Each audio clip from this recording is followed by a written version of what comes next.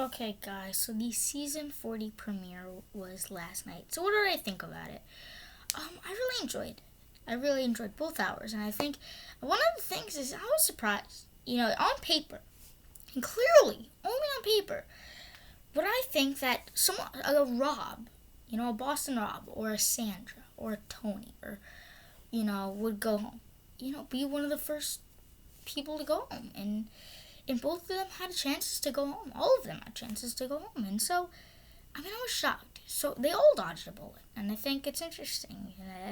I really was impressed by how they were in this episode. I was impressed by how they were able to change, how they were able to kind of not be the biggest person in the room, if you know what I'm saying. Almost kind of play under the radar, but not enough to just say, if I go home, I go home. You try, but in a different way. I could tell that they all really changed up their games a little bit to, get themselves every day later. I wasn't surprised with Amber going home. I was just surprised with Natalie because, I don't know. I just thought that based on her edit she got, I wasn't surprised then.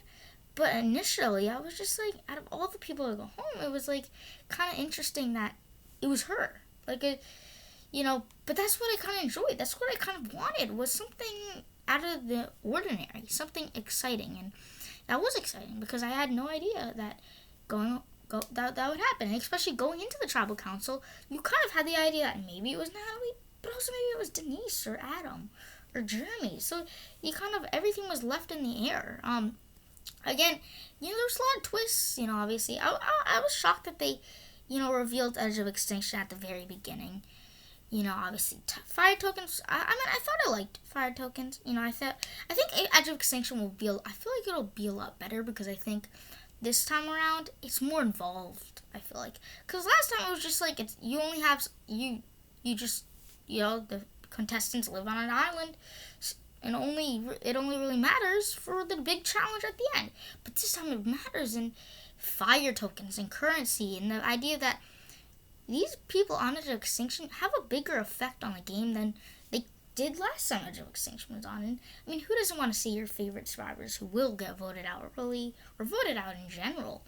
Who doesn't want to see them on Edge of Extinction longer? And so I think that's a big plus to Edge of Extinction as well. And so yeah, I think it was, again, I really like the challenge. I was shocked when they had the whole idea of first challenge is also for immunity. And I was like, really? Really? Yeah, I just thought, I was shocked in the sense that it's that's where we're going with this? That's crazy. And I thought, I really enjoyed it. And I think it was almost the surrealness of just being I was looking forward to the season ever since it was announced, and now we're getting it.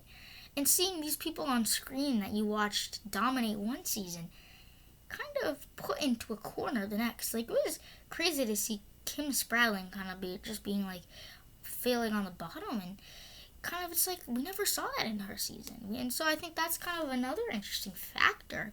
It's you've seen people in positions that they never were in the season that they won in. And that's really exciting. And I think another exciting thing about it was just in general, seeing a huge, great cast of, people you saw win. People we saw get the $1 million, make it to day 39. And that's why I feel every time a vote happens, it's just crazy. Because it's crazy. It's wow.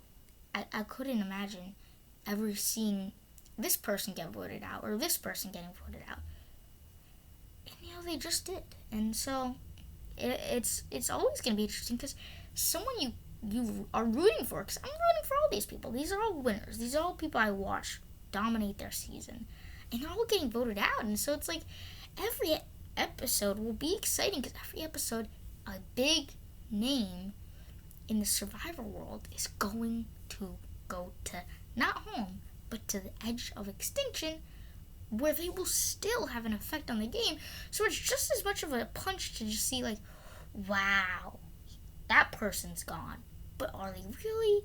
Because they still have a big effect on the game. And the idea of, idols coming from Edge to the to the game, as unfair as it is, I just like sort of the complexity of it. The idea is more than ever, because we knew they had redemption. We had Edge of Extinction before.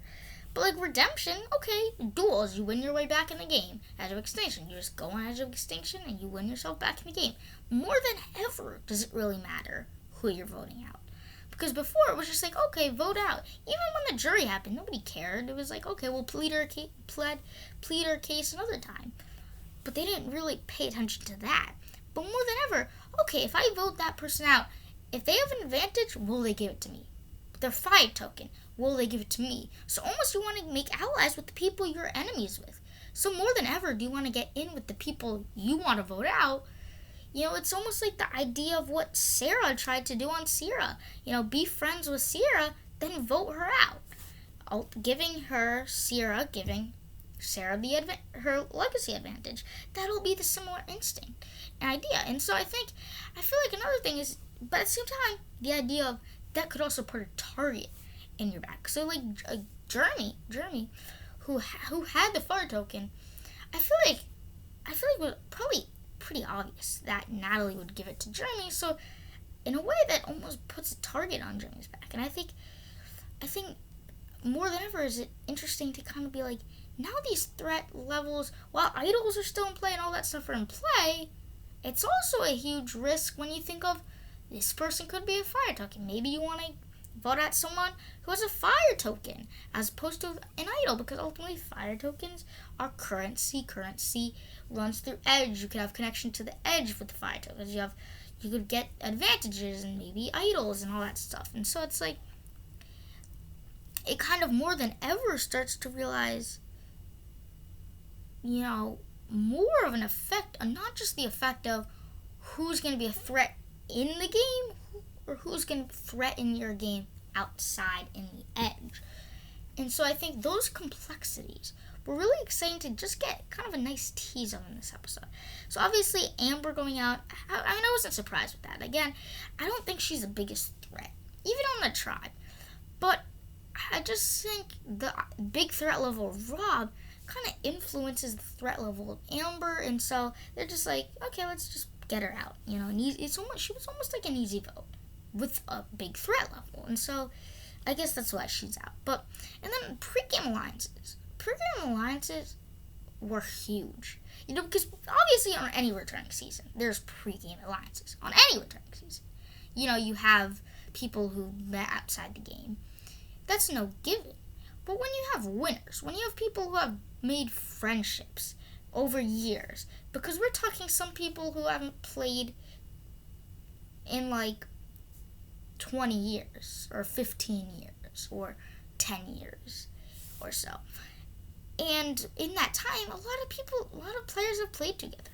You know, Tony played with Sandra and Sarah, and then Rob obviously played with Parvati, which had a big effect in there. And then the whole poker game alliance was huge in this episode.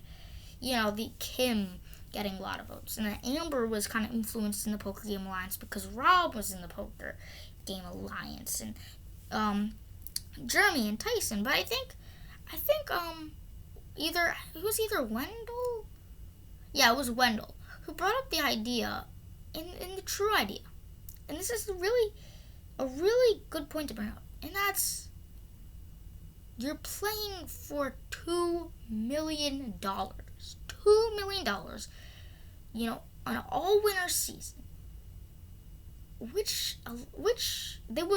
point is that friendships, in a way, go out the window when you're playing for $2 million.